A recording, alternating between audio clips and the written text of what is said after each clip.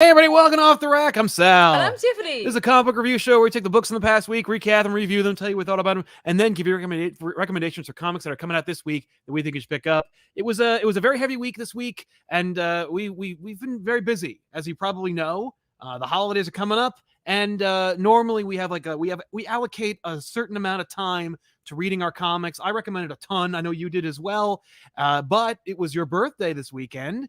And so we celebrated in earnest in a big bad way. And we were up until 3 in the morning celebrating your birthday on Sunday. Well, yes. And so I just didn't spend any time reading books. And so I did you read Nice on the House on the Lake? No. See, we didn't get a chance to read a lot of other things. You didn't pick it up in physical. That's right.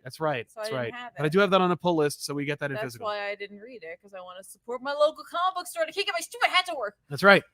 But anyway, so we apologize in advance for this late night episode of Off the Rack, but you know, we were busy. We were very busy today.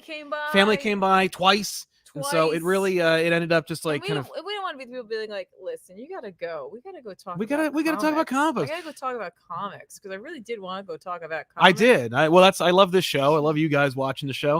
If you aren't familiar already, this is the show. And if you want to help us out, you can subscribe.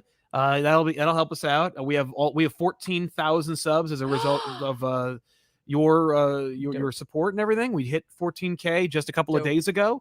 We also we are very slowly trudging our way to 100K over on youtube.com/ComicPop. We're gonna get there one day. Yep. Inevitably one day we will have 100K, and who knows what'll happen. Will we get a special thing in the mail from YouTube? They'll probably stop. I think they're going to do that. Stop doing it literally the day we get it. I know you're joking, but like I actually believe I'm that. actually not joking. I really do think we will not get the button. There will be no button. I'll have to make my own button. The fact that like tinfoil. YouTube like is an aggregator of data from like numbers and robots. It's just, I don't know. It just feels like I don't think you really. You know what? 100K actually in today's world just isn't enough. Yeah, it's more like 200 or 500K. That's when you can get the button. Well, that's like a real channel. That's what's going to happen. And then I'm just going to get a button. Yeah, we'll make one out of wood. No, tinfoil. There we go. I'll make a real good button. If you also want to help support the show, you can also use super chats. Got a question or comment like Brian Rollins here, who says, late night off the rack. Great seeing the Wasp finally getting her revenge in Darkhold Wasp last week. Hope you all have a great Thanksgiving. Same to you. If you are in the United States, happy Thanksgiving. Happy food comas. Yes, we will. We skipped Elseworlds this week. We're gonna skip it again this week because there's no time. There's no way. There's just no way. Maybe. Yeah, no, there really isn't. I was gonna be like, maybe we'll do one. I'll be like, no, it's family. No, it's too much shit to do. It's just stuff to be done. But maybe I'll do a stream. Like maybe I'll do like a late night stream at some point. But yeah, got a couple of books to talk about. I'm very excited about them. Dan V900, of course. Happy belated birthday, Tiffany. Hope it was great. Thank you. It legitimately was great. We had such a good freaking time. Yeah. And I loved every moment of it. It was just so much fun. From everything we did, we threw axes. We ate lots of delicious food, and we went back to Burkittsville. That's right. Which was a true highlight for me. Agreed. So much fun. Alan Drake says, curious if and how we're going to get an MCU Osborn, etc. later. How would they approach that after No Way Home? Seems like there'd be an immediate suspicion. Theory, there won't be one. The one we're getting is the one we're getting. That's the end of it. He'll have died. I'm excited because we're also going to talk about the No Way Home new trailer because we did watch that. And I'm sick, so that it's something to talk about because like there's a lot that dropped. So we'll get into that as well. Daniel Pietro, haven't caught the show live in a minute. Loving the Nice House in the Lake and the Me You Love in the Dark. Yes. Yeah. Yes. That's all I got there. Yes. Yeah. I literally had this hat perfect. Cosmic Reader, you deserve that 100K. Thank you very much, Cosmic Reader. You're very kind. Yes, that is a reversible Punisher Daredevil beanie. We got it in a Loot Crate box back in better days of YouTube. Back when Loot Crate like sent us stuff and didn't like send me an email being like, maybe that's gonna work better. It is pretty. It's not bad. Yeah, no, I dig it. I dig it quite a bit. Hands off, Tiffany. Don't try to make it better. Nope, just let it go. Let it go. Let it go. I'm a little tired. Yeah. Could you tell? Yes. We read Supergirl. I guess we should talk about it. Wait, how many books did you read? 2. I read a bunch, so I'm going to start. All right, kick it off then. Let's you. talk about that. Let's talk about some books I read. Why not? Let's talk about Moon Knight. Yeah, Moon Knight. People are loving this book. And I legit read this book. Yeah. It's written by Jed McKay with art by Alessandro Capuccio. By the way, me saying that means like I didn't actually legitimately read the other books. Mm-hmm. But I did. But you did. I did. It is legitimate that you read those books. I gotta tell you, I'm kind of digging on this series. So I know.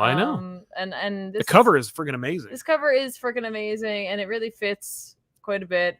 Oh, good. The Jed tells this story in such a way where it's like we have like a then story and a now story. So it's like the then is him talking to his therapist and like really getting into the heart of it, and like she ain't pulling punches anymore, and I really appreciate that. Yeah. And then it's like the adventure Moon Knight's going on in this issue, which by the way, there's like literally a moment where like who is it? What's his name? Is it Terry? Comes to him, or like it's Terry. He's told that like Terry's spooked by something, so he goes to talk to Terry, and Terry's like, I know who's like been like after you and like listening in and all that stuff. It's the guy named Soldier who we met in a previous issue, right? Yeah. And like as this is going down, they like find his like hidden hideaway with like this orgy of evidence there, and I'm like, so Terry's the bad guy, right? Mm-hmm. So Terry's the bad guy, right? Like it was just written in such a way where I was like, I mean, like I'm like anyone reading this immediately knew Terry was the bad guy, clearly. But instead, you know what? It doesn't really matter because at the end of the day, it's really about the fact that it turns out that Soldier was actually part of Hydra at one point, and then like has kind of given it up, and so like you immediately think like, oh, or you're supposed to immediately think like, oh, it probably is him. So like Moon Knight goes to talk to his mom. Okay. And his mom like gives him the lowdown. We don't hear it. It's all him like talking about his therapy. And like if you haven't like been reading this issue's really great in terms of him talking about why he followed Khonshu right after being raised in a in a Jewish household. Exactly. And it's just good stuff. Like the therapy stuff, good stuff. The adventure part, good stuff too. Except for the fact that it's Terry. Right.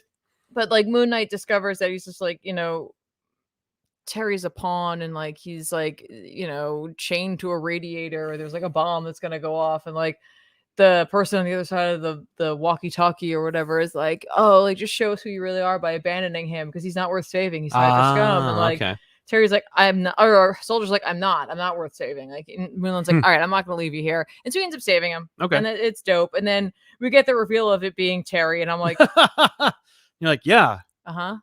Why is this the last page reveal? It's like but that's not the last page reveal. The last page reveal is Terry standing up and putting a mask on and being like, call me Zodiac. And Tiffany's brand immediately was like, whoa, that villain from Ghost Rider run? No, because that's Zodiac spelled with a K, Zodiac spelled with a C, which is often like a team. Yes. Of like Zodiac themed individuals, right. But this person's just going by the name of Zodiac, so either A, we're doing something a little different. I think there was actually also a villain named Zodiac with a C. I'm sure. Or we forgot that it's spelled with a K. I think that's that other person. I don't know. I don't know. That'd be fun if it was really Zodiac from the Moon Knight or from the it would be interesting too, because like historically speaking, he doesn't have this here. He has like a chain around his neck and a lock, and I'm like, that's a good look. Yeah. He has like an Ankh in the past. I thought that was kind of interesting. Yes. With Moon Knight, but I don't think that's the way that they're going. But regardless, I really honestly enjoy this issue quite a bit, but mainly because of the therapy conversation and like just the duality of like him like going on adventure and like doing whatever. But it was really well written and had a good time. So good on you, Jed McKay. Fun stuff. All right, fun stuff's all around. Hey, your boy Chips Ahoy says, if I know you said you don't plan on doing it on back issues, but if you haven't been keeping up with Radiant Black, it's really good. Yes, I've read some of Radiant Black. I haven't read enough of it to be able to say, like, I love this series. But I did end up actually talking to Kyle Higgins for like a while at a party like a couple months ago or a month ago. This is huge. I said like a party. I was at a party. Well, I had to hype it up. I wasn't like I was at the Scott-tober party. I was just doing this, and I got to watch Donny Cates and Scott Snyder talk to each other, just rubbing elbows. Was it? No, it was Stegman and Capullo. I got to watch Donny Cates and Scott Snyder make Ryan Stegman and Greg Capullo shake hands. Make them do it? Well, because they were like, this is like they were meeting each other. And I was like, I'm like watching JLA Avengers right now. I'm looking at these two like artists that anyone would kill to see on a book in today's world shake hands. I'm like, this is really cool. It was a cool moment. But Kyle was like, we talked about how he loves that book, Radiant Black, and he's like uncompromising with that series. Like, he knows how to write that to be like a trade, but he's like, I don't think about it that way. He wants each issue to feel like a satisfying, rewarding experience. So it's like, if he ever decides or gets canceled, not him, but the book, Right. then you still get a complete story. Right. Which is really important to him. To answer the much chatter in there, there's many Zodiac and different iterations of either being a team, an individual, or like I said, like there's Zodiac with a K as well, which is not who this is, but hopeful Tiffany kind of hoped it was, because it's a little more in the wheelhouse. I mean, like they're trying to make Moon Knight a little more like grounded and street level, which I appreciate. But when you think about like the, connection with a god and like a supernatural or the street level supernatural kind of thing, a Ghost Rider and Moon Knight should be on a team together, right? Because it's like they're both like given like gifts by like via like mistruths and such, and I'm like, ooh, I'm grasping at straws here, people. Well, Scuba says, I forgot to donate with my previous comment. My bad. Keep up the great work. Oh, pals, no problem, Scuba. Don't worry about it. It's great to have you. Wait, was there an earlier comment by them? He says, I don't really read comics, but I love your banter. Keep up the great work, pals. Hey, I found Happy to do it, Scuba. Thank you so much, man. Glad we caught you.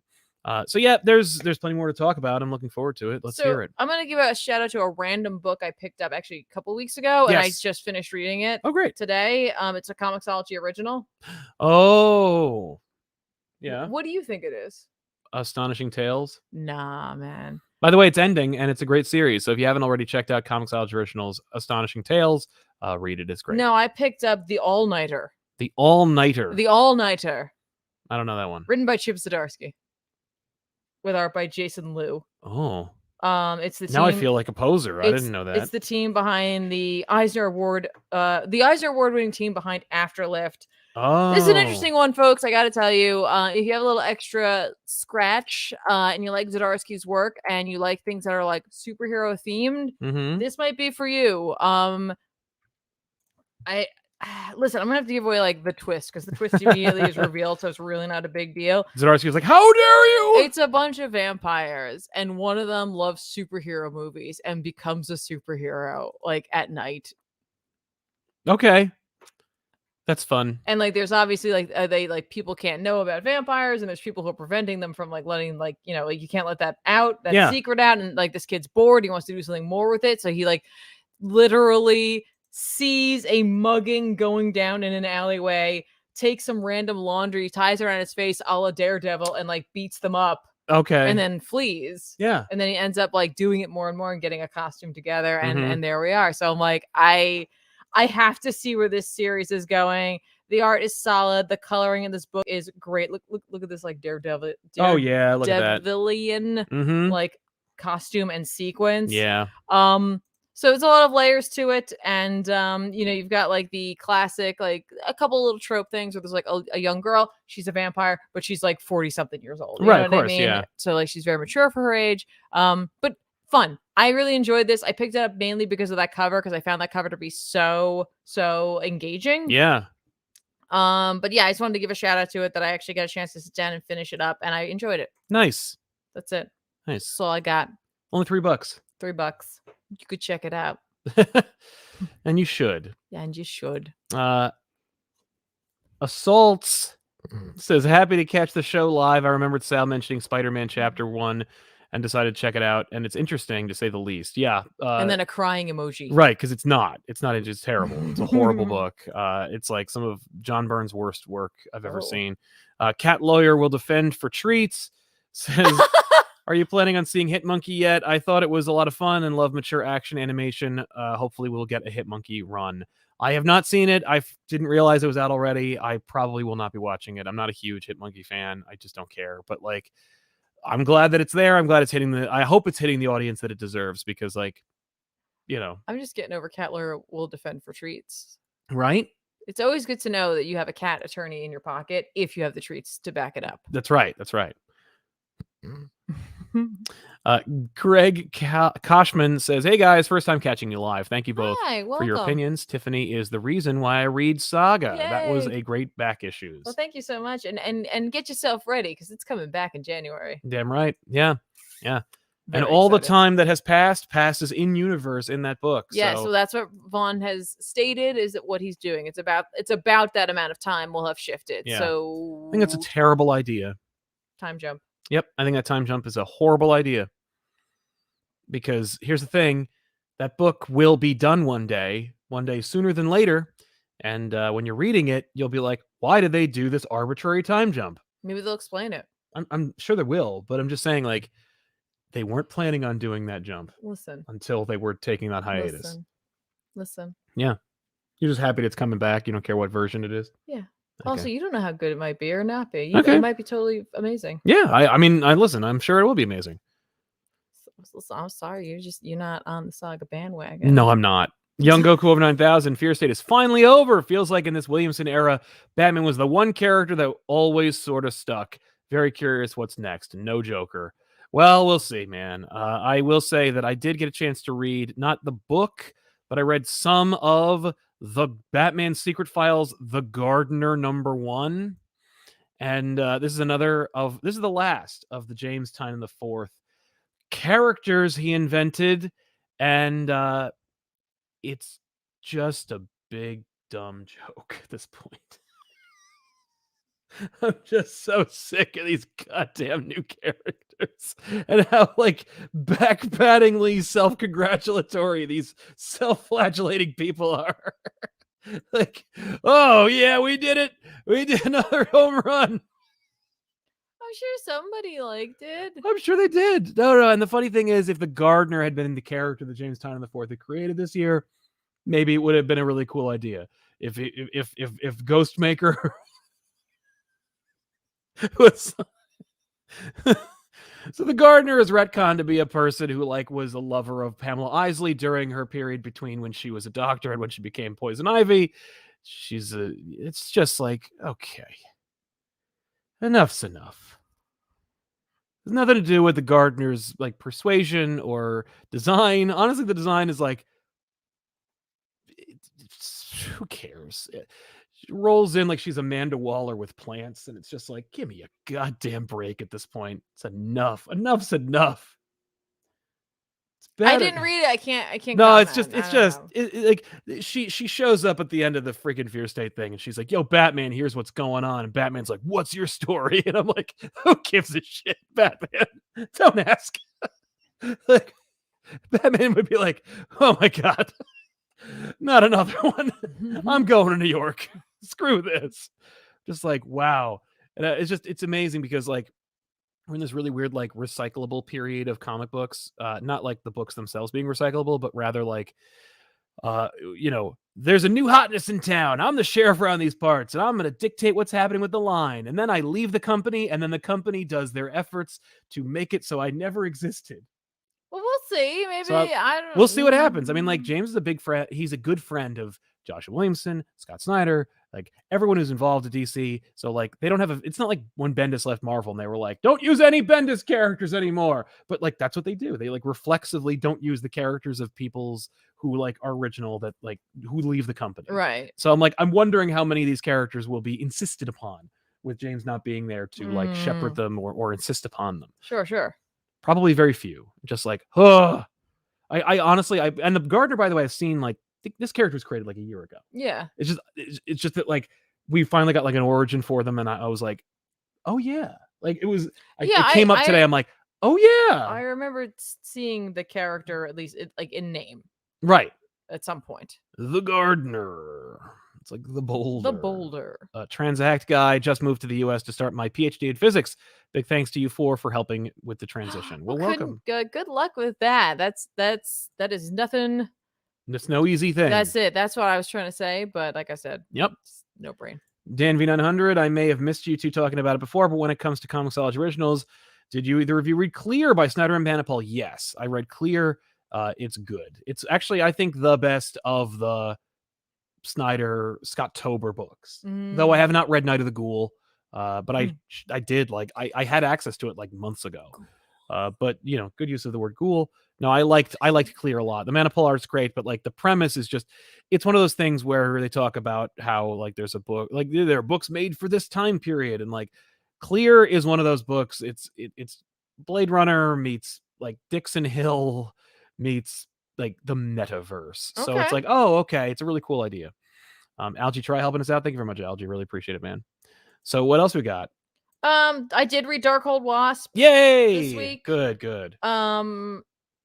This is written by Jordi Belair with art by Claire Rowe. Mm-hmm. Continuing that like random Darkhold series. Yes, hoping to reach the heights of the first book you read from the Darkhold. Like they should not have kicked off with Iron Man, but maybe that's just me. It's just so strong. Not that this wasn't strong, because this had its own strength. It wasn't the same type of horror, but like had this amazing like retro vibe to it. That's cool. In everything it's about, but it is very much about the relationship between Janet and Hank. Yeah. And you know, we have the slap happens in this as well, but like he's a bastard in this from the get-go. Right.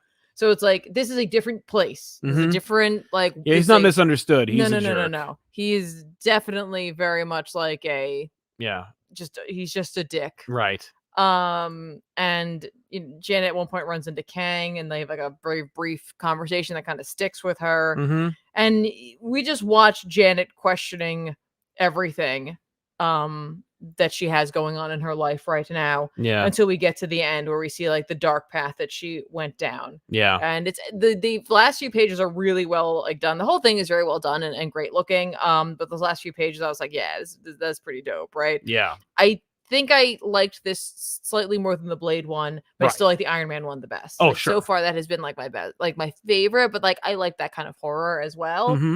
These seem to be in different veins of horror styles, and so all of them may not hit with you because horror is a very like individual thing, I feel like.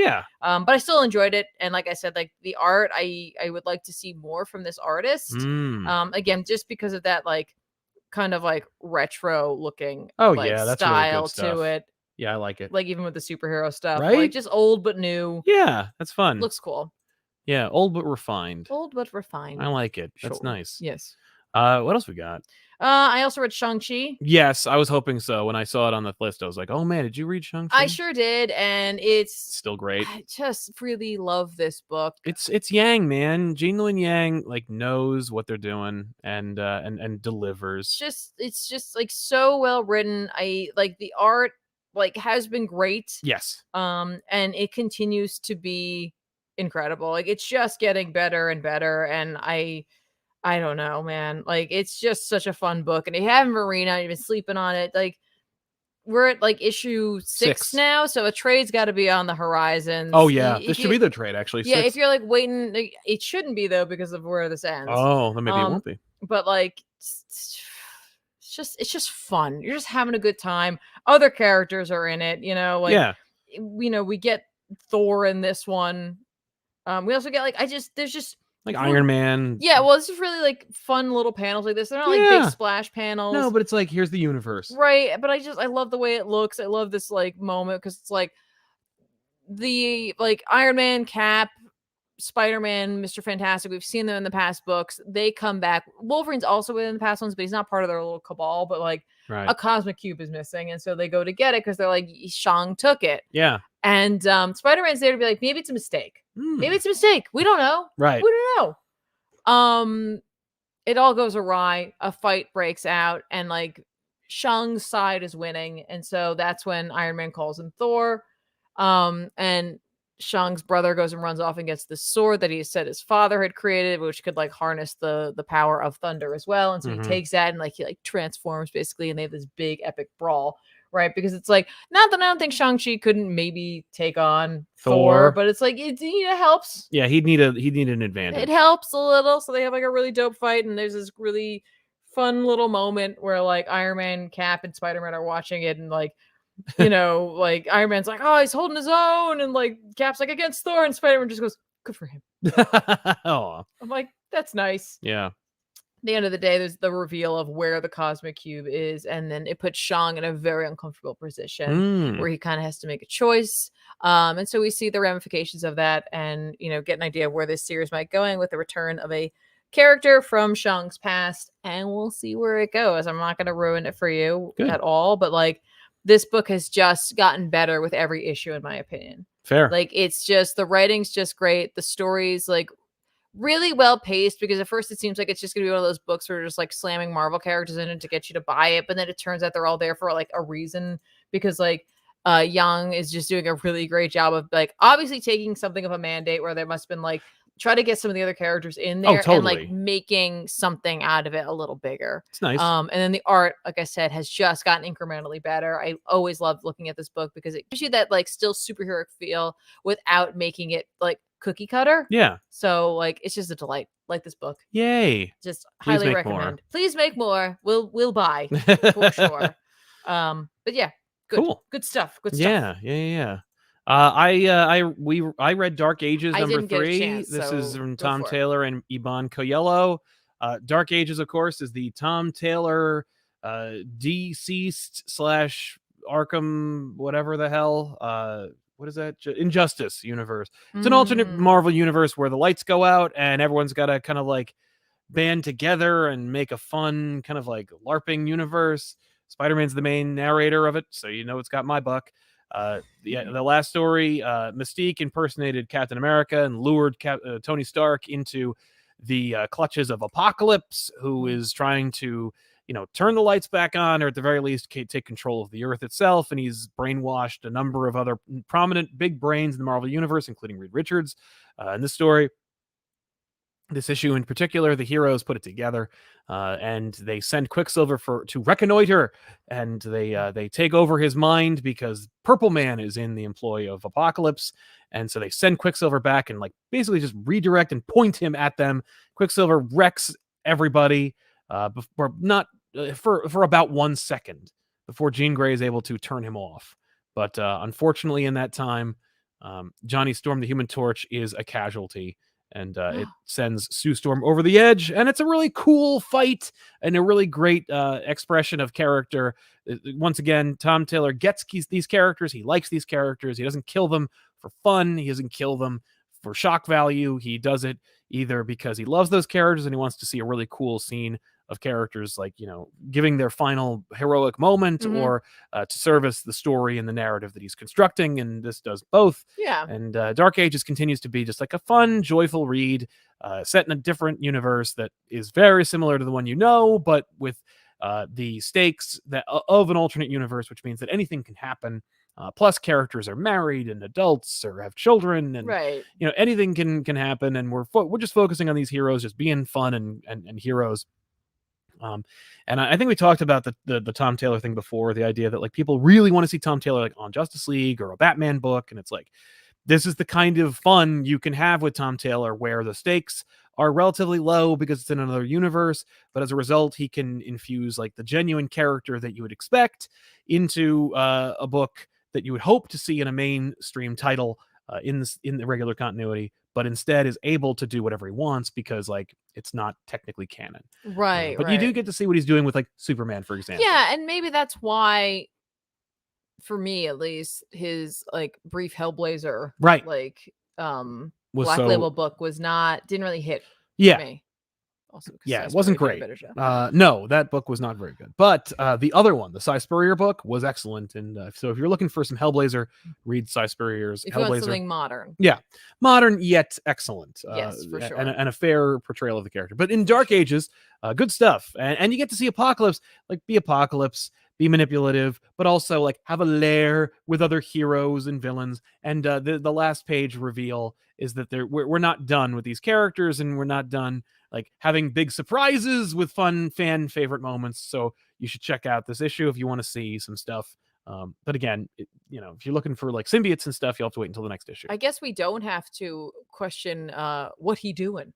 No, we know what Apocalypse be doing. Yeah, he's trying to take over like always. I mean, what a shocker. Jarrell Fraser says, "Good evening. I hope you're staying warm. Was anyone else Cheers. confused by the Saga Taco Bell commercial's existence?" We literally so we had the opportunity to go see Ghostbusters in a safe way.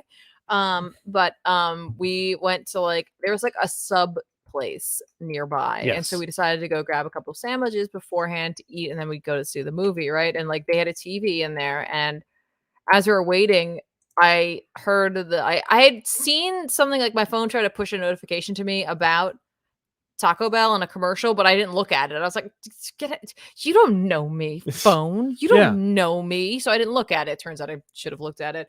But this commercial's on. And I turned around and I literally did that movie thing where I'm going closer to the TV, what's happening? If for some reason, if I get closer to it, I'll understand more so what's occurring in front of me. Yeah. No, they just literally made a deal with, I guess, Vaughn and Staples and put two Marco cosplayers in this. Yep. And you should also point out, based on this photo alone, they talk about somebody criticized it by being like, "Boy, what the hell?" Yeah. But they do give They copyrighted them there, and they do give credit. At least they did that. Yeah. So, get a taco, read some Saga. It's going to be a good day. Yeah, Taco Bell, the official food of the Saga universe. Apparently. But yeah, that was interesting. Yeah. We did see Ghostbusters Afterlife, and we enjoyed it. Yes. By the way, to someone who was asking if I'm drinking coffee at 10, it's tea. It's tea. It's non-caffeinated tea.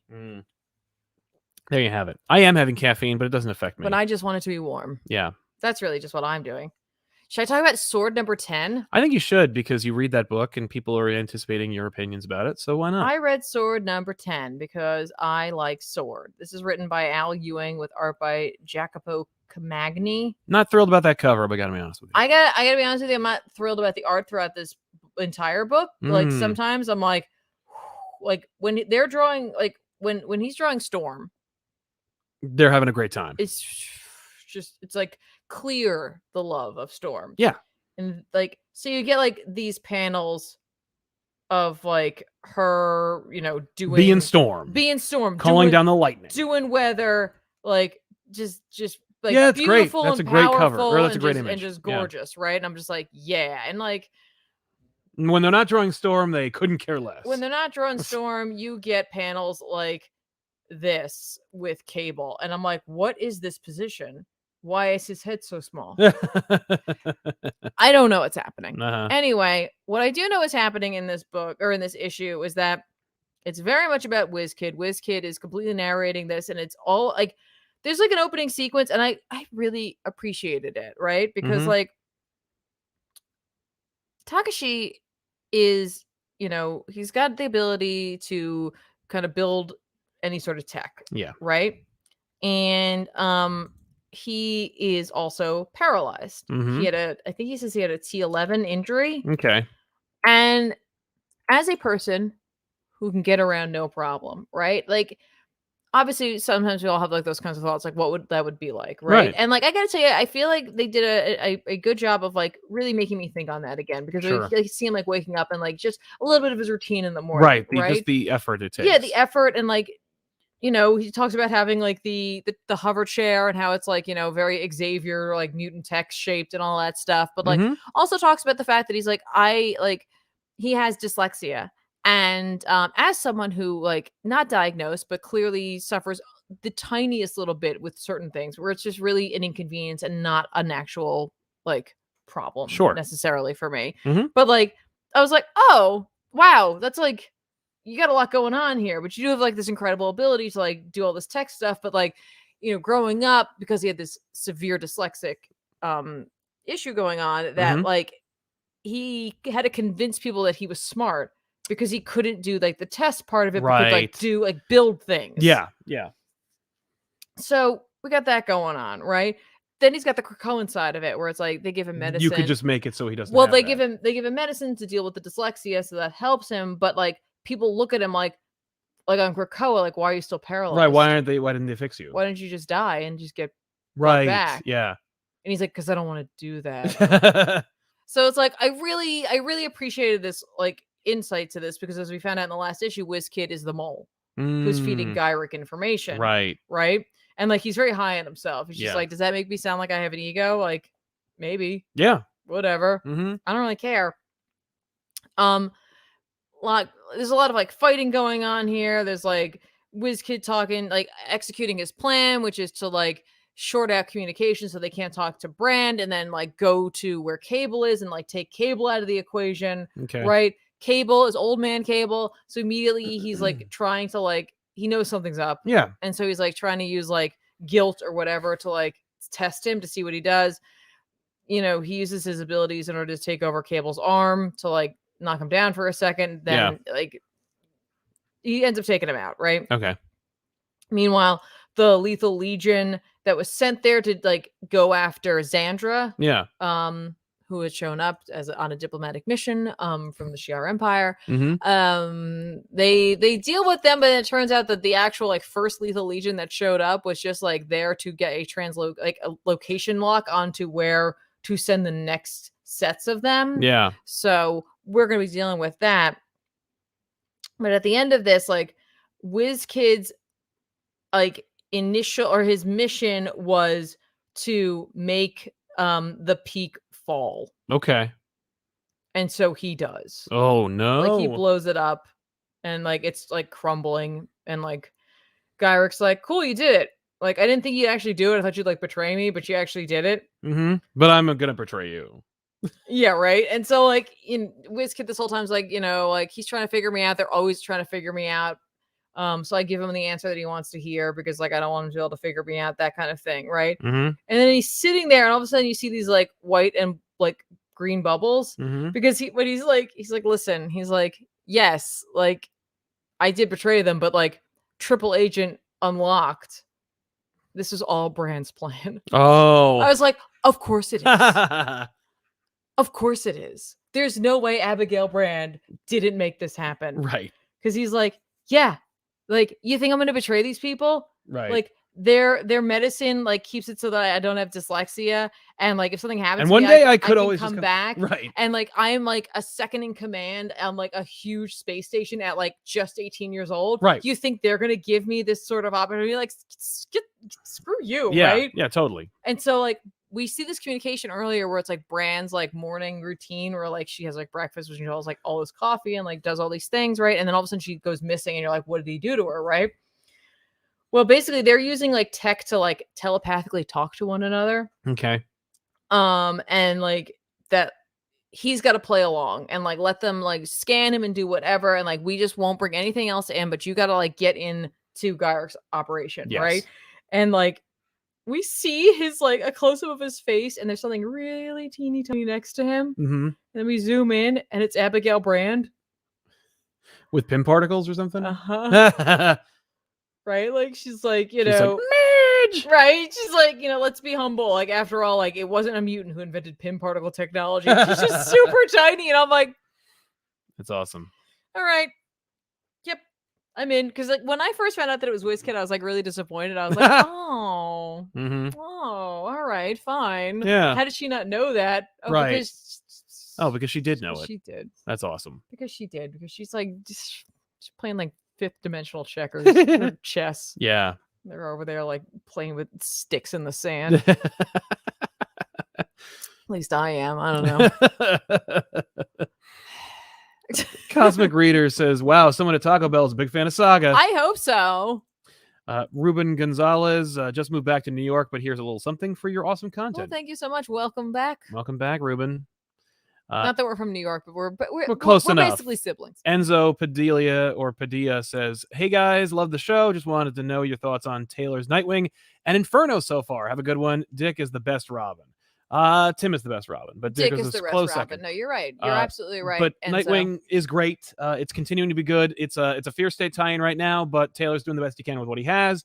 But I'm not reading any of these Fear State bullshit. That being said, if you wanted to, Nightwing is still good, and the book is spectacular. Inferno is also spectacular. If Inferno has me at the edge of my seat and like makes me mad because it's so good, but like it's so frustrating. Exactly, because it's well written and it's just like you're watching things crumble. But no, yeah, Dick is the best. Totally. Thorn Identity. What? No, he's not. Tim is. Tim is the best. Dick was the best when there was only one. Yeah. Thorn Identity had a crap day. You two cheered me up. Thanks. Well, thank you, Thorn Thank Identity, for you. being here, man. Thank you so Yeah. much for hanging out with us. And, thanks for your contributions. Comics Kings, hey guys, have a happy and healthy Thanksgiving. Super thankful for you guys and what you do for the community. Well, thank you, Comics Kings. And we are super thankful for our community, not only here on ComicPop Returns, but on ComicPop Prime as well. So thank you guys. And why not also for ComicPop Shorts? And ComicPop Shorts, sorry. Which we passed 600 subs over there. Yeah, if you're looking for TikTok videos, go check it out. Supergirl number 4, I believe 5. Yeah, I wish it was 4 because then I'd have more. Yeah, but then only 3 more to go, which is actually pretty great. Tom King, Bill Kazevely. This is going to be hailed as one of the most classic Supergirl runs, or at the very least Supergirl graphic novels you can pick up. Obviously, it's continuing the story, the saga of Supergirl assisting Ruth in her quest to slay the man who killed her father. And it's just true grit in space, which who cares? It's fine. That's what, I'm down. When King came on the show and pitched it basically as that, it was like, I want to watch that or read it at the very least. Yeah. In this one, they come achingly close to exacting bloody revenge against the aggressor that they've been chasing the whole book. Krem, and they are thrown into a portal via magic, which of course Supergirl is susceptible to. And they are marooned on a planet which is infested with giant dinosaur monsters and warmed by a green kryptonite sun. It's spectacular visuals and a tremendous, kind of bottle episode of an issue where it's just basically highlighting the trials and tribulations of each of these. It's showcasing the heroism of Supergirl and watching Kara do what she can with what she has, which is of course being essentially poisoned by the sun itself and enduring 10 hours of poison and misery, waiting for the sun to finally fall so that she can at least muster the vestiges of her power so she can free herself and Ruth and continue their quest. Yes. She does remark that this planet apparently was engineered, or at the very least picked out for Cal/Superman as a prison. He was stranded there for about 45 minutes before the Just League came and recovered him, but it was like dying, he said. And that's a lot. It says a lot, since he did die, and the book makes effort to actually explain to you that this is in a world where Doomsday exists and Superman did get he said killed. It was worse. Yeah. It was excruciating. Right. And she's like, which is, you fought Doomsday. Yeah, you fought Doomsday. You were beaten by a bony monster that is the embodiment of the 90s, and the 90s punched you right in the face with its many pouches. Right. He didn't have any pouches. I know, which is a real shame. Yeah, but you know what? For every pouch, he had a bony protrusion instead. But it's an amazing issue as the series continues to be. I just realized now that the font for Supergirl is a Western type font. Yeah. So, there you go. But in any case, great message at the end. I don't want to ruin it. They get away. I mean, what do you want from me? But the effort that is put in, Ruth's heroism, her sacrifices, and Kara's kind of embracing of her own kind of greatness, where she's 45 minutes, 10 hours of being poisoned by the sun. Yeah. It's pretty dope. It's a really cool story. It is. And as the series is going on, and I think about all the comics I've read this year. Yes. And I've really enjoyed so many different series this year. I'm telling you, I'm so high on Shang-Chi. I love The Nice House on the Lake. I love The Me You Love in the Dark. There's just so many series out right now. Yeah. There's something about my excitement every time we get a new issue of Supergirl comes out. Yeah. There's just something different about it. Yeah. And that, how it hits me. Mm-hmm. I don't know. This might be my favorite book of the year. Wow.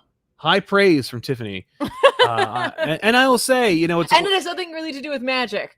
No. So I feel except they use a magic portal in this issue. But overall, it's not a magic there's book. Not Magic Order came back. Nice House on Lake, supernatural alien really entities there. Yeah. But horror. I love horror too. Me Love in the Dark, supernatural entity. And this book, I'm but the art is just spectacular. I love the way Evely renders Kara's emotions in this. Oh, yes. Just so good. Yeah. And the monsters, the dinosaur monsters in this. They're dinosaurs. And it's fun to see. They're so good, though. Yep. Building off of your point about how many books there are and how many good books there are, I will just take it as an opportunity to say there's a huge spectrum of comics available on a weekly basis. And so many of them cover the gamut of genres and like ages and interests, and there is basically a book for everybody. Like there at least a book, if not like 2 or 10 books for everybody. The comic book industry is producing some fantastic work now, and like there is something for everybody. And regardless of my like, you know, kind of like I don't want to say cynical, but at the very least realistic viewpoint about how like a lot of these comic books are movie pitches with pictures in them, at the very least on the indie level, a lot of these are just made for the love of the comic. And even those that are made, you know, or suspected to be movie pitches or TV pitches are also still comic books. And I've been saying this for years, just like it's part of the new language.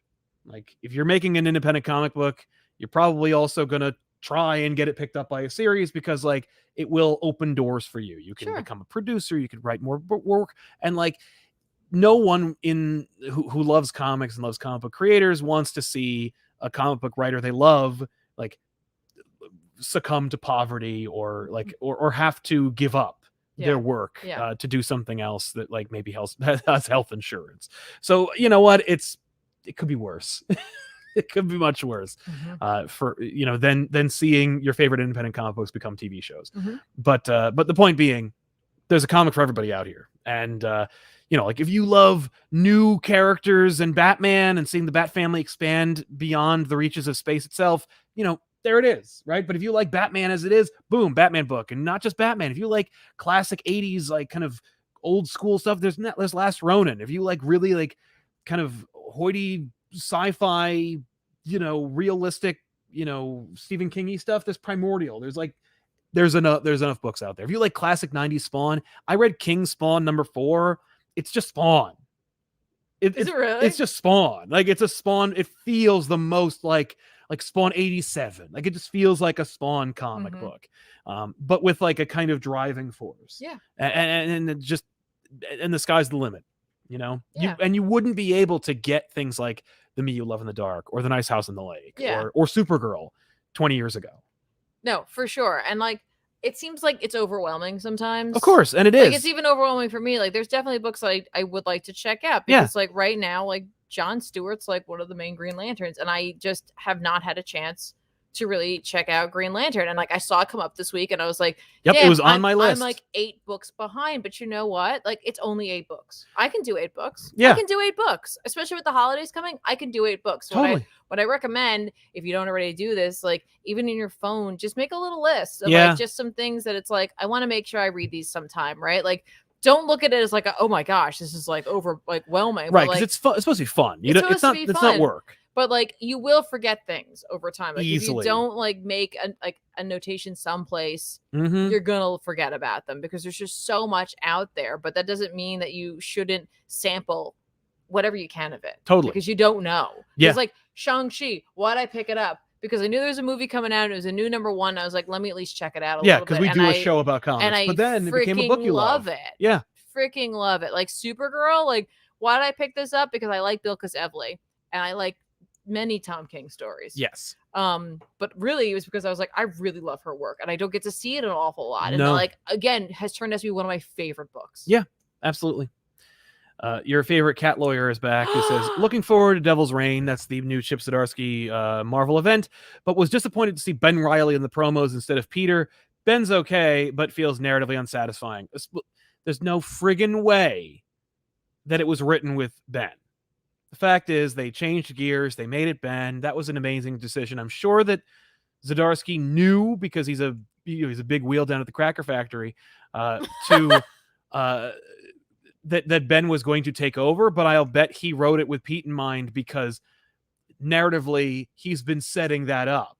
Like he's been showing you their relationship, Pete and Matt's relationship, in his Daredevil run since he started. So it feels like a missed opportunity to just marvel it up and go, who gives a shit if Ben's in charge? And then Devil's Reign takes place some other time, who cares? You made me have to do a bunch of King and Black tie-ins in my Daredevil book. Well, now I'm doing this. If Ben Reilly's anything like our Ben and he were in charge, this whole building would be on fire. That's true. But yes, it does feel narratively unsatisfying. I was disappointed as well. I will say, by the way, pitch out there, I talked about this on TikTok, and I'll say it again here. I would like to see, people were saying like, oh man, Chip Zdarsky should do Amazing Spider-Man. And he's like, fuck that. And I'm like, fair enough. I don't blame him. I would never want to do Amazing Spider-Man, which is a lie. I would totally do it. But that being said, what instead Chip should do is at very least a 12-issue maxi of a Daredevil Spider-Man ongoing, a la Superman Batman or The World's Finest, where it's just a Daredevil Spider-Man book. There used to be one. Marvel Knights actually published it, and they got some great Alex Ross art and some other, and I think Quesada drew one with Alex Ross. That's like one of the covers. But there should be another Daredevil Spider-Man ongoing series, and like you could have different prolific artists and writers like work on it. Like Zdarsky does the first arc, obviously, but you could have like Charles Soule or Mark Waid or like any fan favorite Daredevil writer jump in and do it, or Spider-Man writer for that matter. Anyway, that's just a pitch, but it doesn't have anything to do with creativity, so I'm just gonna go for it. No, they should also, as we were talking about today, someone on Twitter asked me, like, they're like, what was that magazine Doctor Strange like one shot that you really liked? And I was like, oh, I know what you're talking about. It's Into Shambhala for sure. Yay! So of course I added J.M. DeMatteis, who was the like, author, because I was like, if you can find it, it's a great read, because it is a little harder to find, not impossible, but it is a little harder. Well, it was an original graphic novel from like 1987 or something, so yeah, it's not exactly in print right now. I really like that story. It's very different. It's very DeMatteis. The art's really out there, and it's just real good, right? Yeah. But DeMatteis was like, I don't know why Marvel won't republish it. And I'm like, that's a great question, because like I would love to have my original edition, and I'd love to have a new edition of that totally. one. You do, for that matter, have two copies of it, one signed by DeMatteis, another one not signed. Yeah, I feel like that's like saying like that's just, I wasn't going to do that flex. I'll like, do hi, it. It's real hard to find, but I have to. But I have two. Well, the reality was I just bought you two. And I was like, sunglasses, there's one. Pixelated sunglasses Deal come with down on my face. Deal with it. Damn right. Swordfish 97, can't watch right now. Well, thanks very much for hanging out with us. That's okay. Riv Wilson, big love for Off the Rack. Thank you very much. Thank you so much. Elijah Bowers, woo! Thanks for the great content. Anytime, thank Elijah. you. Thank you for being here, man. So yeah, that's all I read. You? I think that's it. Cool. Then we can talk about Spider-Man. I shamed you this week. Yeah, that's fine. I'll read. You usually shame me. I will catch up. You will eventually. You'll destroy me. Yes. Yeah. That being said, let's jump into some recommendations. Wait, oh yeah.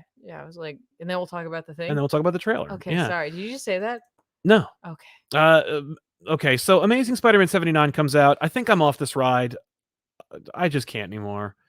But it's Craven. Craven versus Ben Reilly. Craven's. Wait, which Craven is it?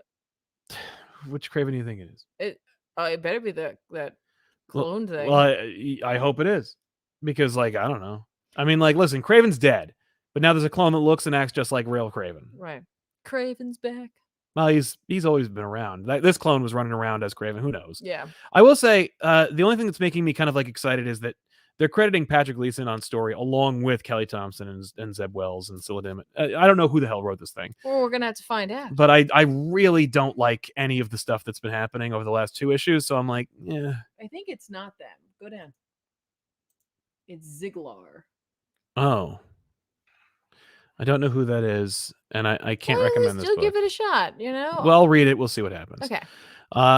For those of you who are excited, Donny Cates' run on Hulk is starting.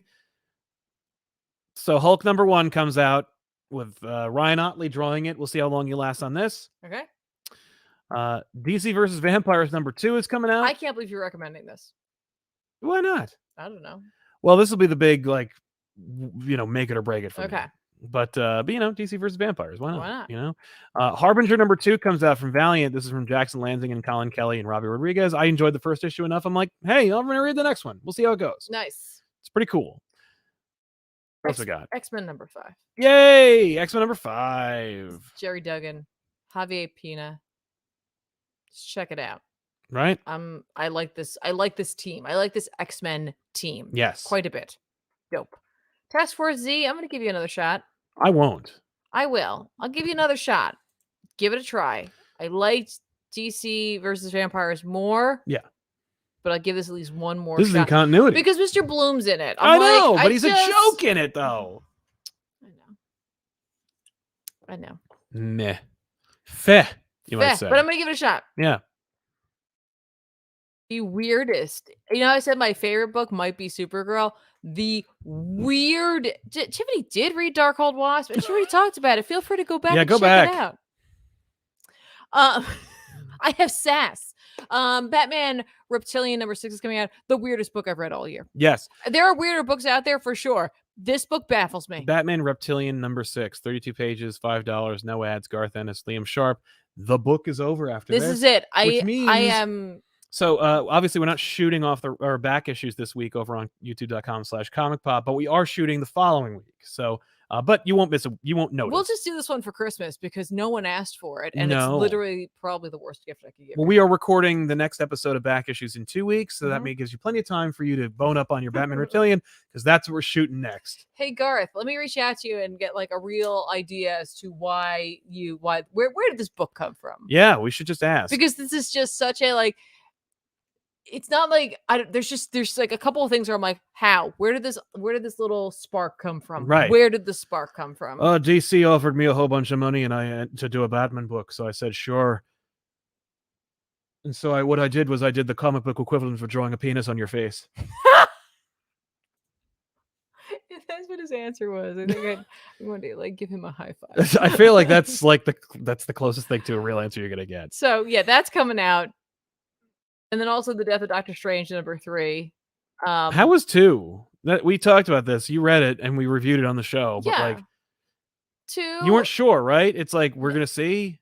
You still weren't sure if this is like a joke or not. No, there was like an element to it where it was like, you know, there's something hunting the magical beings of this world. Where I was like, yes, the ending. You were like, whoa, that's cool. No, I was like, this feels a little like Way of the Weird. Yes. But it's definitely not the same thing. No. So we'll see where it goes. Jed McKay, Lee Garbett. I was trying to say something very like Gerhardt. I don't know. Yeah. No, so that's it. Enzo. Those are some things I'm recommending. Right? Enzo Padilla says Tim's better as Robin, but Dick is a better character. I disagree with you, but that's fair. Well, I mean, there's no accounting for Dick. Well, no, you can't say that Dick is a better character than Tim. The Tim and Dick are equally great characters. Is because he grew up. What? He grew up and became his own person, and and Tim got marginalized by editorial. Wow. Eric Canty says, I know a lot of people are upset about that Quentin Quire is getting redemption in X-Force since Morrison made him a monstrous incel. How do you feel that Krakoa era is giving every villain a second chance? Quentin Quire has been given more than a few second chances, but I will say that I think that while I'm not reading that, and I don't know what the redemption for Quentin is, I think it is more productive to, if Quentin Quire was designed to be an incel, or the equivalent thereof, I think it is more productive to have him grow and change and evolve as a person, because like traditionally and historically, incels are painted as younger and like kind of stunted, and if you take that kind of character and prove that they can grow out of it, that's much more productive than saying like, if you are this way, you are doomed to be that way forever, as opposed to like Sabretooth is like a mass murdering psychopath. You know, that's like, why he got put in a hole, right? But like, he's been a hero too, and they've done like redemptions for him, but like, I think there's actually like a natural progression of redemption, or at least there should be, if you're creating an incel, because then at least it gives you the hope of being able to grow out of it. Yes, and from what I've read with him in it, which I honestly did not get a chance to check out that issue this week, they gave a little more thought to it. Like, he was definitely making changes every time he died and came back, and like, he has a relationship now, and like, you know, he's on a team, and so like, they gave him reasons for doing it. And then when you look at like Apocalypse, however you feel about that, like, they gave him reasons for what he was doing. Yeah. And so like, his like redemption isn't really a redemption as much as it was him like doing a self-serving task. Yes. Like he wanted to do this thing and he did it. And so Right. if you call that redemption, fine. Sinister has received 0 redemption. Yes. You know, Gorgon. Right. Yes, but he died and came back different. Right. So he's changed. He's not really the same person. Technically. Although I can't remember if they said that like some of that's like worn off or what have you. I think it did. I think it did with him. Yeah. But you know, some of these characters, like, yeah, like they've just kind of handed them some redemption for sure. Mm-hmm. But when you get to like when it comes down to it, like the mutants, like they go back, you know, they're bad, not bad, like whatever. Yeah. We haven't seen necessarily a redemption for like, the Shadow King. No. But or Beast. Beast. Yeah. Why you like this? You gotta be like that. I don't know. No redemption for Beast. No. At this point, forget it. Hudson Curry, have you guys read Are You Afraid of Darkseid? Because that Phantom Stranger story might have been my favorite comic story short of all time. It's literally sitting at home. Yeah. Just waiting for us. It's just waiting. We're getting there. We're getting there. Of course I had to get that. Yeah. Because what a great name. It's just funny as hell. Yes. Yeah, I love it. There's more. Hang on. There's more. There's more because John Ty says thoughts on Sword ending with issue 11. Is that what's happening? I hope not, but quite possibly. Is that what's happening? I haven't been paying attention to anything this week. Yeah. This is like last week was a long week for me. Right. Sword issue. Sword. You keep talking. Ignore me. Well, so we're gonna jump into a little bit of talk about the Spider-Man No Way Home trailer from like a week ago. It's you know, more speculation, more discussion about the Spider-Man No Way Home trailer. We've gone on record talking about like how the hype machine for Spider-Man No Way Home has gone completely off the rails. Some people are talking about how there's more anticipation for these trailers and these movies than like ever before in any other movie. And I think I have a theory about why or why it's perceived that way. Because I remember, and as do you, the for what I still consider the gold standard of speculation and hype, which is Star Wars Episode 1: The Phantom Menace.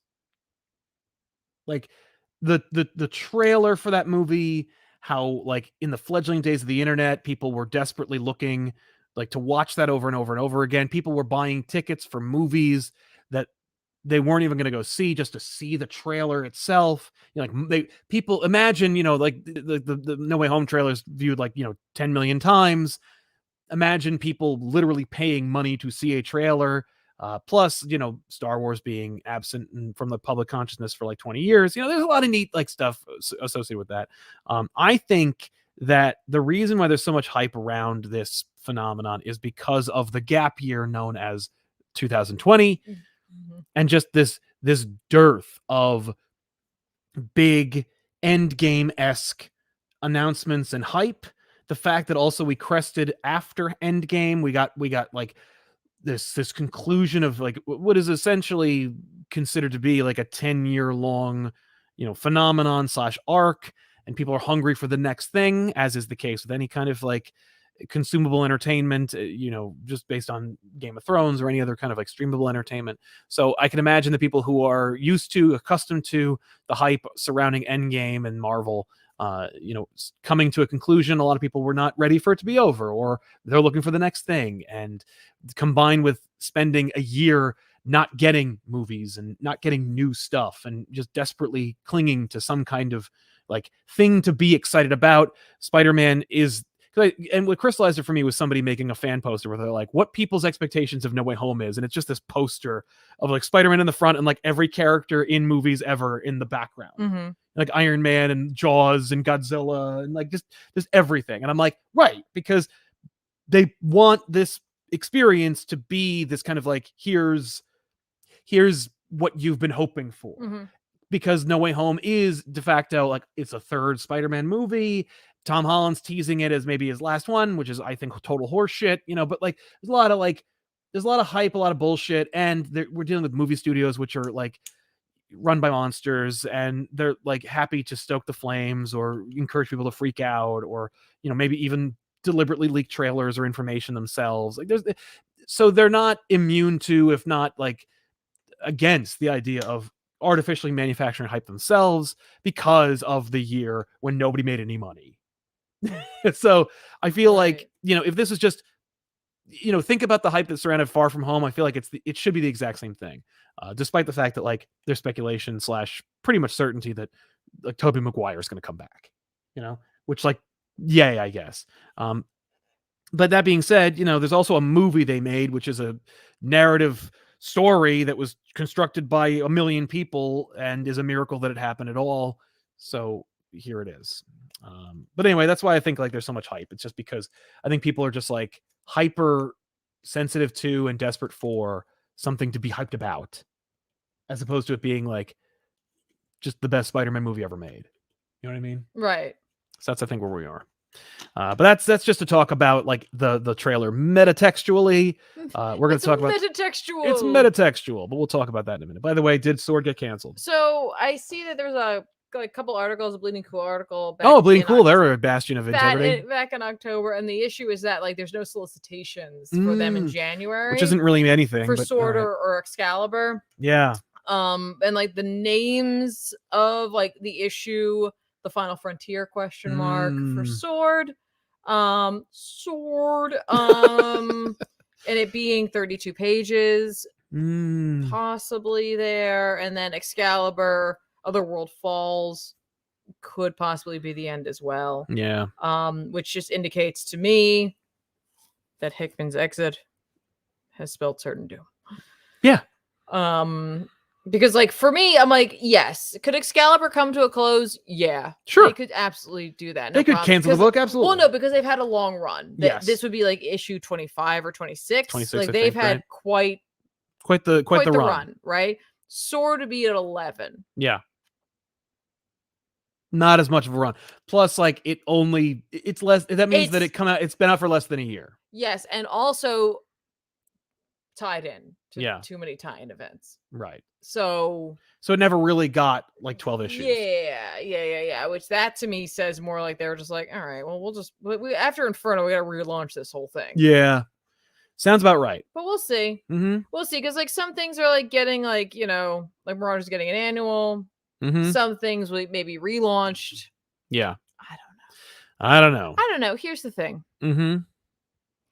Maybe I'm just going to read the books and just enjoy the journey. Just enjoy the ride. Carl Maxey says, Sal and Tiffany, what do you think about a Spider-Man event similar to Three Jokers where Norman Osborn helps Peter get over the trauma of Ben's death? I'd read it as long as it was drawn by Jason Fabok. That'd be fine with me. So let's jump into this trailer. Talking about like what it is, what it means, what it's suggesting. They're getting more brazen. And here's the thing about this in terms of like, I talked about why people are hyped about this movie, why these trailers are like, insane. Yeah. I also feel like the hype for this is precedented, but also it hasn't been precedented for the last like 2 years. So maybe they should just leave it alone. Like you had a trailer, people lost their minds, people lost their jobs. Maybe that's all you need. You don't need any more. Like maybe don't tell anyone what's happening. But now I'm seeing not just this trailer, but TV spots that give you a few seconds more of scenes in the trailer. Yeah, and I'm like, what are you doing? Stop giving the goddamn movie away. Yeah, like I appreciate the trailer because the trailer needs to be there so that I know the movie exists. I appreciate that. Sure. Thank you very much. You set me up, and now like I'm just hyped to see the movie. Right, and also they make these awful posters that also tell you the movie's coming out, which you don't need. That's fine, but like I don't know. Like I think in a world of like literally like there's something for everybody. Yes. And you'll find it because you can talk to anyone and everyone. Right? Yes. Like, and get anything you everywhere. Can, and that's fine. And like good on you for like being able to like find a community or like a group of people or like just one person who agree with you and echo your own opinion. Exactly. But like I think there are literally just some people out there that the entire joy of the movie experience is guessing it before the movie happens. And I mean that like, and I'm not trying to come off like a big jerk because that's not how No, you're right. But I think that's absolutely right. That is very much like that's the joy they get is they just want to be right. Yeah, they don't want to enjoy the movie or read us or hear a new story. They just want to be right. Right. They just want to be correct. They wanted to have to an invisible audience that couldn't care less if they were right or not. Right. And that's fine. That's just not my movie going experience. Right. Like because how often have you been like in that situation where you thought you were right and you told everybody you were right, and then at the end of it, you were right, and everyone you told you were right told you were right, and that you were awesome. Yeah, Like and then, zero and then people. they, and Literally, then it never they happened. literally actually lifted me up on their shoulders. Yeah, and, everybody clapped. and like strangers, like you Oh, know, yeah. tipped their hats to me and offered you their their firstborn child. right. Yeah. Now, is it fun to like speculate? Sure, but there's something about speculation and like just getting excited. Yes. That's like very different in my version, I Yes. guess, of it than like being like, Than what I it know is. exactly what's gonna happen. Like, oh, would it be cool if this happened? Like, whatever. Do I sit in the movie and sometimes while I'm watching the movie, like go like, oh, I think this is where this is going. Yeah. Oh, I think I know what's coming next, right? Sure, we all do that. Yeah, Our that brains happens can't- when you read That's just or what watch happens, movies. right? Yeah. But like, I want to go to the movie because like I want a competent storyteller to take me on a cinematic adventure, Right. where maybe I don't know all the twists and turns. Yeah, because that's like they're getting paid a lot of money. And yeah, to do that. To do that. And you know, maybe I guess something here or there, fine, or you guess something here or there, whatever. But like at the end of the day, like I want to go on an adventure Yeah. that is distinctly different than my own life. Right. And whether that venture be, you know, putting on a red and blue tight onesie, and web swinging around the city, Mhm. or like being involved in like a heist or like a political drama, or like traveling to like another world or time or country or what have you. Like sometimes I don't need to know every iota before I get into it. Like, I'd rather not. yeah. Like I just rather not. The only thing sometimes I want to know is, does the dog die? Right. That's that I would like to know. Sometimes I need to know that information. I don't spoil myself because usually that's impossible to find out. I think there is a Does the Dog Die website There though. is. But like, yeah, that's something I'd like to know. Just to get myself out of that situation. But even then, like the tension you feel is real and palpable, and why we make movies. So anyway, we show you some things that I've desperately wanted to see since like the formation of this universe. Sure. Which is Spider-Man swinging around New York goddamn city and being Spider-Man. Yeah. We're seeing like a little bit of an extension of like him swinging with like MJ and showing her the ropes and having fun, and we can see him in the subway. And it's a lot of fun. Yeah, or the webs for that matter. But we're really pushing like the whole like you like this trailer knows you saw the last trailer because they're like, you know, that spell, that whole thing about like how the first trailer was all about him wanting his identity erased. Mm-hmm. So they do a spell. Yeah, we're moving on. The spell, it created a Spider-Verse or whatever. It made Doc Ock show up. And so Doc Ock shows up and he's like fighting Spider-Man. And then the Green Goblin shows up and he's like, nah. And then Electro shows up and he's like, oh, I've got like a new suit with like my mask that comes out, but it's not a mask, it's energy. And people are excited. And so am I. We see that Spider-Man, the MCU Spider-Man goes through more suit changes than friggin' Queen Amidala. And, you know, whatever, like good for them, I guess. I know they got to sell the action figures and stuff, and you know what, it's fun to see Spider-Man wear that suit, but I'm the person who literally like when the Homecoming suit came out, I'm like, well, you did it,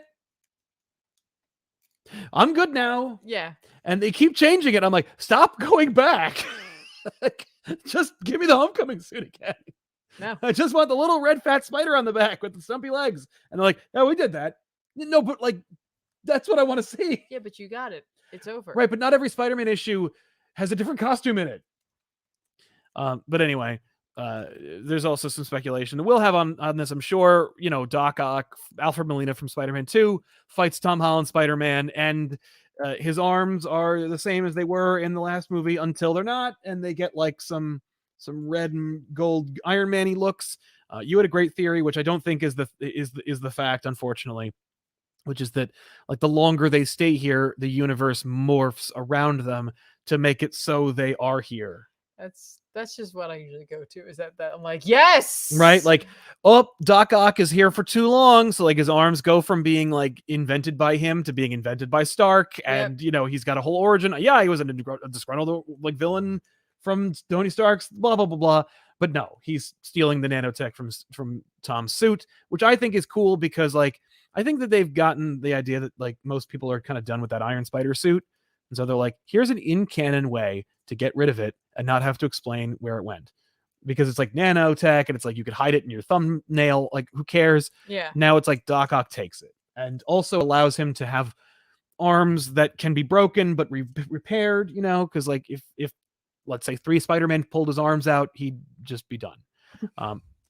But yeah, so we got to see that. He's fighting. He fights Tom. There's clever editing in this trailer to suggest that Tom and like the Scooby Gang are going to team up with Doc Ock. I don't think that's true, but whatever. There's a cute interaction between MJ and Doctor Strange, which I really enjoy. I don't know why Doctor Strange would employ children to do anything, much less like hunt supervillains. So again, I think this is misdirect. I think the trailer is just edited to be around that. We'll see. Because I mean, here's the thing: it's either one thing. It's misdirection, which good on you for misdirecting. Please people. do, yeah. Misdirect all you want. Or they just continue the grand history of not quite knowing what to do with Doctor Strange. Right. Well, I think if the MCU, if this movie upholds the noble tradition of all MCU movies except for Doctor Strange knowing what to do with Doctor Strange more, that would be fine. That's fine because that is true. Yeah. Give him back the yellow gloves. Yeah. Hashtag yellow gloves. He had them one time. He had them one time. Also, his shirt had the Vishanti look on it. And they're just like, hey, you know what? Nah. Yeah. I have every belief, by the way, because Spider-Man gets like a fun magic suit, which is like black and gold, and he can conjure kind of like magic orb wrist thingies like Doctor Strange can. My assumption is that maybe he because there's gold. I assume he melted a sling ring and it infused it into his suit or something. They had that cube thingy. They had the cube thingy. I don't know what the cube thingy is, but I'm excited because I know there's going to be a scene. And I say I know this, I mean I don't at all. Where Doctor Strange is going to say to Spider-Man, you're going to have to fight these villains and then send them back to their home universe.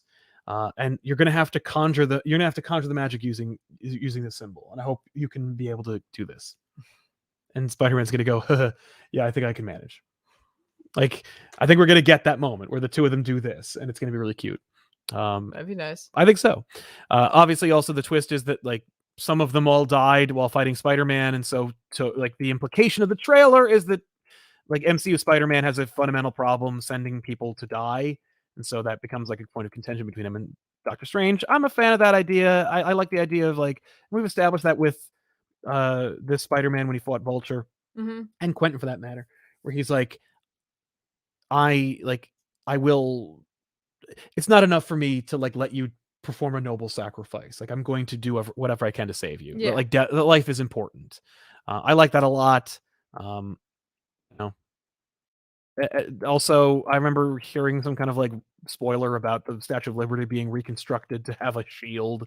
America is so not over Captain America being gone that they're literally going to replace either the book or the torch with a shield.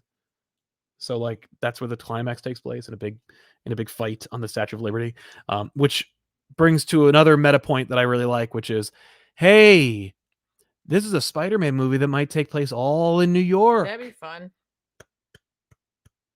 That's something I've wanted to see. But they're on a train. They are on a train, and then an open countryside, and not a subway. No, but I think that's portals.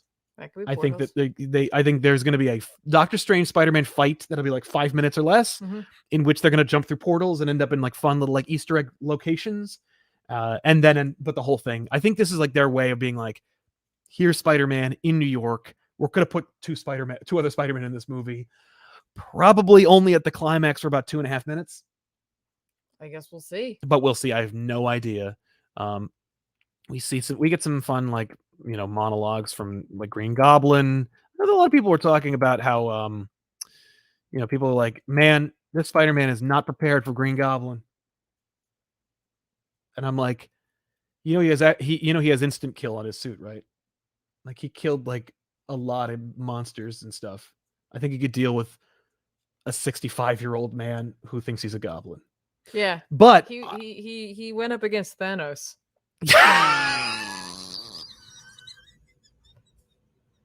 That being said, I am excited for him dealing with Osborn. I like the idea of him fighting Osborn in this movie. I think Osborn is because that's the thing where it's hey, well, Osborn's a fun villain that I've been hoping to see this Spider-Man fight. Yeah, it'll be interesting an Osborn that doesn't necessarily have the emotional connection. Yeah, he can usually use that against him, right? But Peter's gonna be "Fuck you, who cares? Why are you a goblin? It doesn't make any sense. You look like a Power Ranger." And he's like, oh, fine, I'll get rid of the mask then, which he clearly does in one of the shots. Yeah. I don't know. I'm hyped for this movie, but not because of this trailer. The trailer shows me a lot of neat stuff, and I had a chuckle or two. But but I'm just hyped for this movie because I like Spider-Man and I want to see a Spider-Man movie. And you know, I had my other Spider-Man movies. I don't need to have other Spider-Man in this movie, but if they're gonna be there, it'll be neat. Yeah.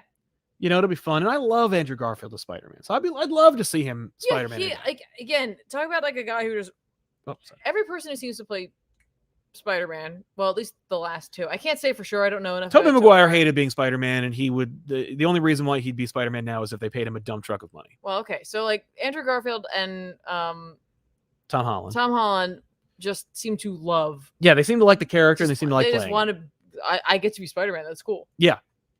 Yeah.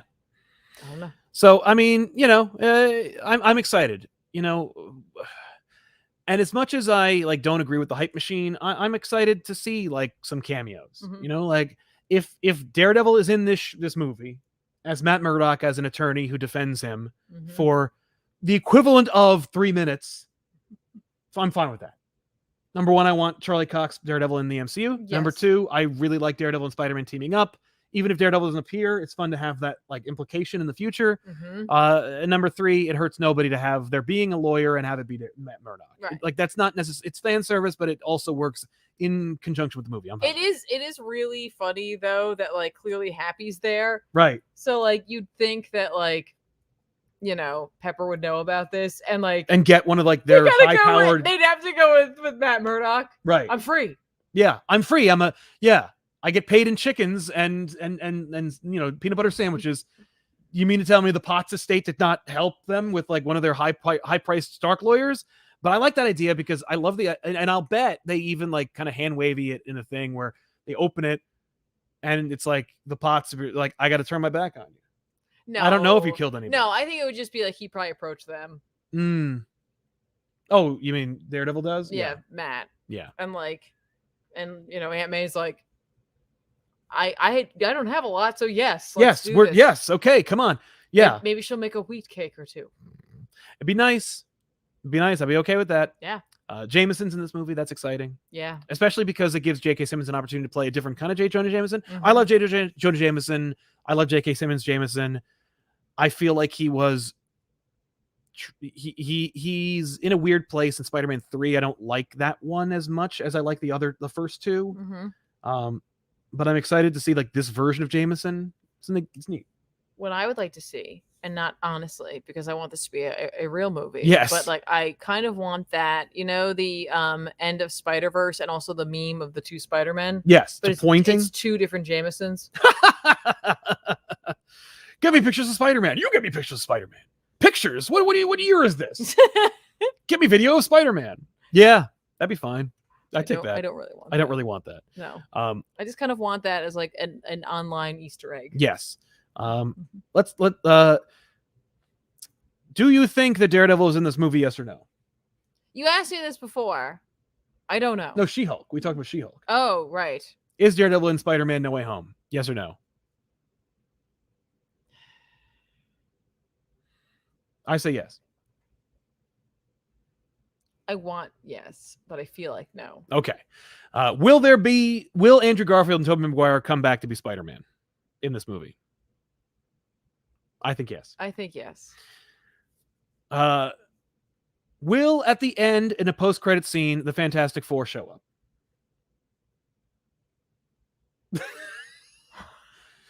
You asked me all the hard questions here. Because I think since John Watts, the director of this movie, is doing the Fantastic Four movie, and because at the end of Far From Home, there's a sequence that says 1, 2, 3, and then question mark on the subway wall, that they were implying Fantastic Four. I think that this is the movie because the last movie ended it with a secret invasion tie-in that this movie will definitively say the Fantastic Four are multiversal explorers and they end up back here through the Cross Rift as a result of the Spider-Man crossover. I don't think they'll cast necessarily all of them.